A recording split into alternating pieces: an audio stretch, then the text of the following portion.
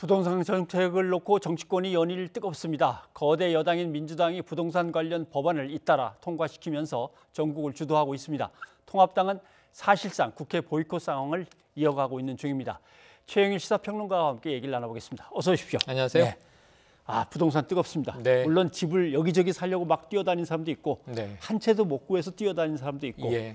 그냥 한 채 갖고 있는데 자꾸 올라가는 걸 어쩌란 말이냐 이러는 네, 분들도 네. 있고 한데 아무튼 많이 갖고 있는 사람은 죄인처럼 하는 거가 이제 기분 네. 나쁜 거고 앞만 봐도 불로소득을 많이 남긴 사람들 같은데 뭐 이렇게 거기에 반발하고 있으니까 네. 그걸 바라보는 사람도 또 기분 나쁜 사람도 있고 맞습니다. 어렵네요. 그러니까 이제 이 토지, 주택에 대한 개념이 저희의 스펙트럼이 좀 넓은 것 같아요. 예. 아까 말씀하신 대로 한 채도 못 가지고 있는데 정말 고생을 해도 이 서민이 집 사는 게 너무 힘들다.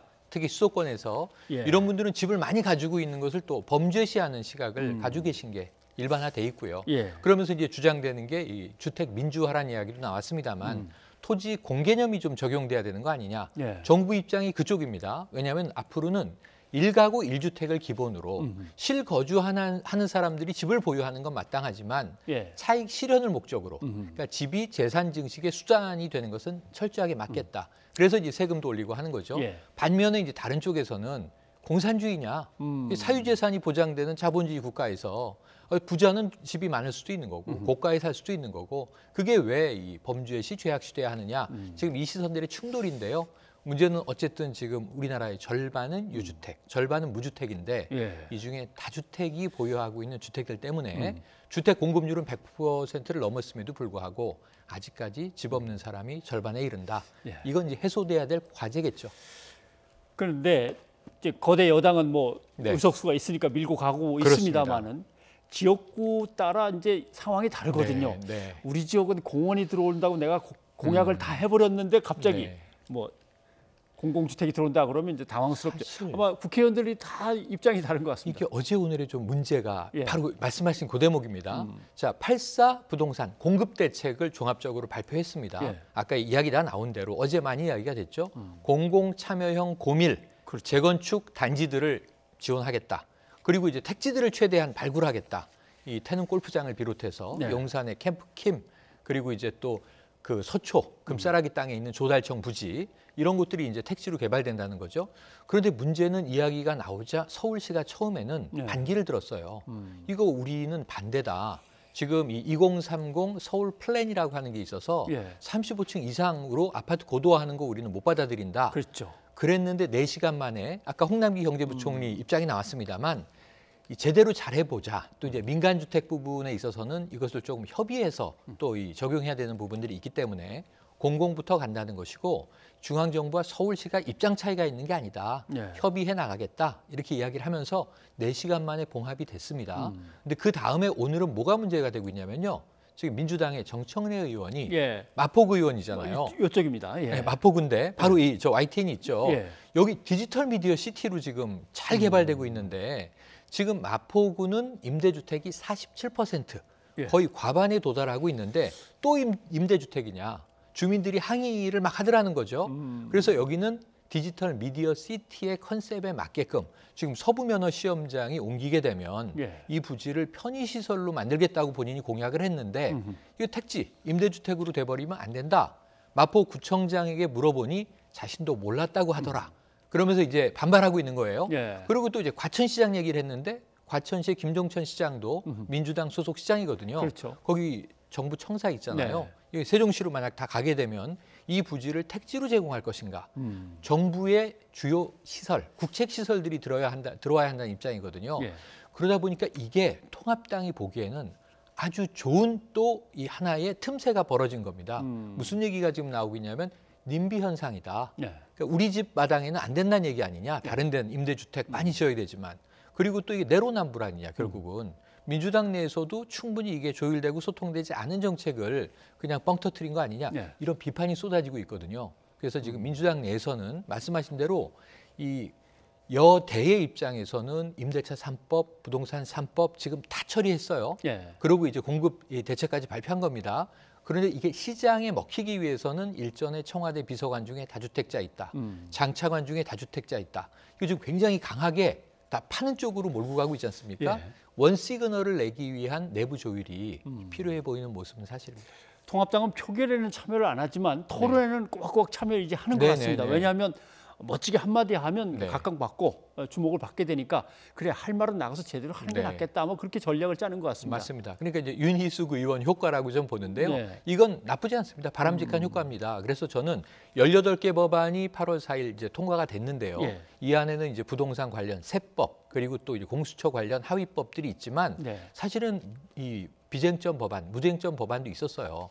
질병관리청 승격에 대한 정부 조직법 개편안이나 고 최숙현법 같은 경우에는 이 표결에 또 야당도 참여했거든요. 예. 이런 부분에서는 저는 이렇게 할 일들은 해나가면서 그렇죠. 주장은 하는 모습이 좋다. 그래서 윤희숙 의원의 이 5분 연설 효과가 뭐 갑론을 박이 이어지고 있습니다만 그래도 야당에게 일부 자극은 된 것 같아서 찬반 토론은 적극적으로 좀 하시고 그리고 만약에 표결에선 밀리더라도 필리버스터라도 기회가 되면 하시고 그리고 이제 또 무쟁점 법안에는 표결에 참여하는 것이 국민들이 아 그래도 야당이 반대할 건 반대하지만 일할 건 일하는구나. 그런데 아까 이제 또 우리가 보여주셨지만 이 용해인 의원 같은 경우에 예. 기본소득당 대표죠.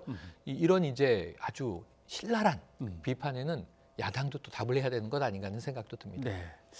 여당도 단독 처리로 막 일사천리 달려갔지만 네. 네. 속으로는 찝찝할 겁니다. 이걸 민주주의라고 국민들한테 설득할 수 네. 있을까? 아마 국민들이 상당히 경계하는 눈초리로 바라볼 텐데 아마 속으로 상당히 부담이 갈 건데요. 그래서 유일하게 그 국민들의 여론을 예. 조금 이제 이 여당의 입장으로 이해시키는 유일한 방법은 성과를 내는 것이다. 성과를 내는 것. 그래서 이렇게 밀어붙인 것에 대해서는 그만큼 무한 책임이 따른다. 예. 이런 이야기가 나오고 있는 거죠. 알겠습니다. 자, 윤석열 총장 얘기를 좀 해봐야겠습니다. 네, 네. 신임 검사들을 앞에 놓고 네. 자유민주주의 지켜야 된다라고 네. 얘기한 것까지는 괜찮은데 예.